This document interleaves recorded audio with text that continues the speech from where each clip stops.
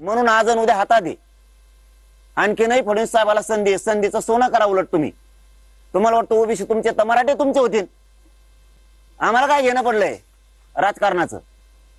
पण तुम्ही नाही दिलं तर तुम्हाला शेवटचं सांगतो, मी सरकार सुद्धा उचलून टाकू शकतो. तुम्हाला वाटण काय आहे काय नाही. मी माझ्या समाजाच्या लेकराचं रडणं बघितलंय, वेदना बघितल्यात, माझ्या जातीचे हाल मी बघितले.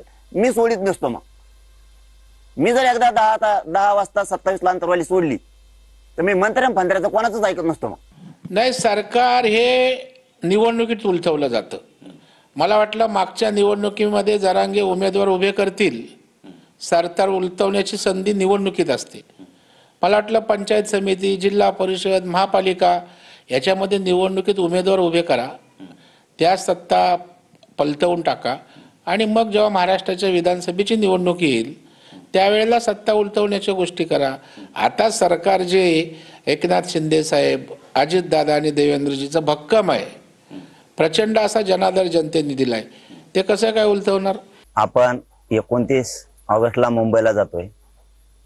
27 ऑगस्टला सकाळी 10 वाजता आपण आंतरवालीहून मुंबईकडे सकाळी 10 वाजता निघणार. 28 ऑगस्टला संध्याकाळी आपण आझाद मैदानला जातोय. 29 ऑगस्टला सकाळी 10 वाजल्यापासून तिथं आमरण उपोषण आपलं आझाद मैदानावरती बेमुदत सुरू होत आहे. मला एकदाच सगळं काय ते बोलायचंय, मला उद्यापासून बोलायचंच नाही. आता चर्चा फिरच्या बंद होणार आहेत म्हणून आंदोलन खूप पुढे गेलंय. आता पर आता निघण्याच्या तयारीत आहेत म्हणून शेवटचं सांगतो. आणखीन तुमच्या हातात 2 दिवस आहेत म्हणून सांगतोय. आणि ही प्रेसच्या माध्यमातून, या पत्रकार बांधवांच्या माध्यमातून तुम्ही ऐकावं. तुम्ही महाराष्ट्र आणि महाराष्ट्रातले मराठी वेठीस धरू नये, कारण तुम्ही सरकार आहेत आणि सरकारने राज्य अस्थिर करू नये. हे चांगलं नाही. देवेंद्र फडणवीस साहेब, त्या बिचाऱ्या डीवायएसपीच्या हाताने काम करू नको बाबा.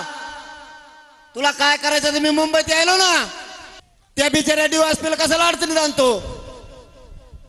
मी यायलो मुंबईला, आपण भेटू. तो घरापुढेच आहे, मी बघू तो एकदम आहे का माय एकदम आहे.